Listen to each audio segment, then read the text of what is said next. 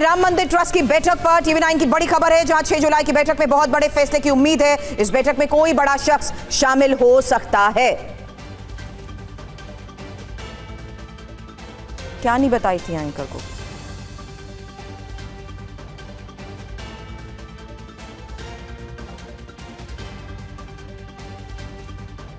जहां 6 जुलाई की बैठक में बड़े फैसले की उम्मीद है। अब बैठक में कोई बड़ा शख्स भी शामिल हो सकता है। हालांकि लगातार इस पूरे मामले की इन्वेस्टिगेशन में हो रहे बड़े पर्दाफाश के बाद यह पहली बड़ी खबर आपके सामने है, क्योंकि अब ट्रस्ट को लेकर, ट्रस्ट की बैठक को लेकर यह बड़ी खबर आपको बता रहे हैं, जो बैठक होनी है 6 जुलाई को। इस बैठक पर पूरी दुनिया की नजर है। हालांकि इस पूरे मामले की इन्वेस्टिगेशन में लगातार हो रहे बड़े पर्दाफाश के बाद क्या 6 जुलाई की बैठक में होगा बड़ा फैसला? इस बड़े फैसले में होगा क्या? करें हमारे सहयोगियों से सवाल। उससे पहले आपको बता दें कि इस बैठक में कोई बड़ा शख्स शामिल हो सकता है, क्योंकि 6 जुलाई कुछ बड़ा होने वाला है। अब खबर क्या है? ट्रस्ट की बैठक में बड़े फैसले को लेकर खबर है बैठक में कोई बड़ा शख्स शामिल हो सकता है। खबर है ट्रस्ट से बाहर के किसी सदस्य की एंट्री को लेकर, और चंपत राय और अनिल मिश्रा के इस्तीफे पर फैसला भी संभव है। हालांकि 2/3 बहुमत से ही स्वीकार होगा इस्तीफा, यह एक और बड़ा सवाल, क्योंकि वोटिंग के जरिए ही स्वीकार किया जा सकता है इस्तीफा। ऐसे में मेरे सहयोगी अभिजीत से पहला सवाल हम करेंगे, क्योंकि इस बैठक को देखते हुए 3 बड़े सवाल अब आपके सामने। क्या इस बैठक में शामिल होने वाला बाहरी शख्स है कौन? क्या बाहरी सदस्य ट्रस्ट की कमान संभालेगा, और ट्रस्ट में बाहरी सदस्य की जिम्मेदारी होगी क्या? करेंगे इसी को लेकर मेरे सहयोगी अभिजीत से सवाल, लेकिन उससे पहले एक और बड़ी खबर। और देखिए, बड़ी खबर का हम रुख कर रहे हैं। राम मंदिर चढ़ावा चोरी से जुड़ी एक बड़ी खबर है। अविनाश शुक्ला को कस्टडी में लेने पहुंची पुलिस। अयोध्या जेल में बंद है अविनाश शुक्ला। अविनाश शुक्ला से पूछताछ करेगी।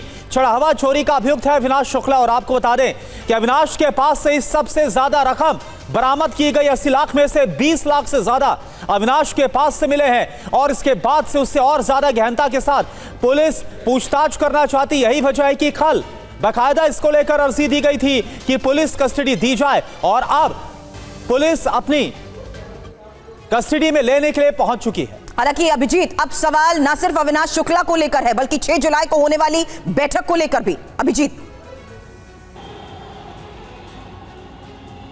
देखिए, 6 जुलाई की बैठक निश्चित तौर पर बहुत महत्वपूर्ण हो जाती है। महासचिव और अनिल मिश्रा जो सदस्य हैं, उनके इस्तीफे के बाद क्या उनका इस्तीफा किस तरीके से मंजूर किया जाएगा, 2/3 सदस्यों की मौजूदगी वहां पर हो सकेगी या नहीं, ये भी एक बड़ा सवाल है। और जो मौजूदा सदस्य हैं, अगर उन सब की मौजूदगी वहां पर नहीं रहती है, तो क्या बाहर से कोई बड़े अधिकारी या कोई बड़ा शख्स वो जो है वो उस बैठक में भाग ले सकता है? और इस्तीफे की मंजूरी आखिरकार किस तरह से होगी? बैठक में किन किन पहलुओं पर विचार होगा, चर्चा होगी, और क्या ट्रस्ट के पुनर्गठन की बात पर भी चर्चा हो सकती है? ये भी एक बहुत बड़ा सवाल है, क्योंकि बड़े कदम उठाए जाने की जानकारी सामने आ रही है। यानी कि ये जो बैठक है वो एक सामान्य बैठक की तरह नहीं है, विशेष बैठक तो है ही, लेकिन इस विशेष बैठक में बहुत ही विशेष और बड़े फैसले लिए जाने की भी पूरी संभावना है। फैसले होंगे किस आधार पर? ये एक दूसरा बड़ा सवाल इसलिए क्योंकि अभी अविनाश शुक्ला को कस्टडी में लेने के लिए जिस तरीके से पुलिस पहुंची है, और अभी तक जो सवाल जवाब हुए हैं, जाहिर सी बात है उसमें हो रहे पर्दाफाश के आधार पर ही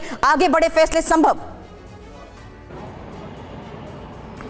देखिए, चढ़ावा चोरी कांड पर जिम्मेदारियां निश्चित तौर पर तय की जाएंगी ट्रस्टियों की, क्योंकि ट्रस्टियों के द्वारा लोगों की हायरिंग की गई, उनको काम पर रखा गया, और उसके बाद इतनी बड़ी चढ़ावा चोरी कांड का खुलासा हुआ। निश्चित तौर पर जो जिम्मेदार पद पर लोग बैठे थे, ये उनकी जिम्मेदारी थी कि लोगों का वेरिफिकेशन ठीक से करवाएं, ईमानदार आदमी ही उसमें भर्ती हो, और अगर चोरी लंबे समय से चल रही थी तो अब तक पकड़ी क्यों नहीं गई? जितने भी सर्विलांस सिस्टम लगाए गए थे, उनकी निगरानी करने वाले शख्स ने अपनी जिम्मेदारी ठीक से नहीं निभाई। तो ट्रस्ट के सदस्यों की, और जो लोग एक्टिवली उसमें पार्टिसिपेट कर रहे थे, चाहे वो महासचिव चंपत राय हो या फिर सदस्यों की अगर हम बात करें तो गोपाल जी राव, अनिल मिश्रा सबसे ज्यादा एक्टिव थे, सबसे ज्यादा ताकत अनिल मिश्रा के हाथों में थी। वो लोगों को नौकरी पर रख रहे थे, वो डिसाइड कर रहे थे कि किसकी क्या भूमिका होगी। तो उनके जिम्मेदारियों को ध्यान में रखते हुए, और निश्चित तौर पर उन्होंने अपनी जिम्मेदारी को ठीक से नहीं निभाया। बिल्कुल, और ऐसे में अविनाश की अब जो पुलिस कस्टडी बहुत अहम हो जाती है, क्योंकि अविनाश जिस योग केंद्र में रहता था वहां सबसे ज्यादा रकम मिली थी।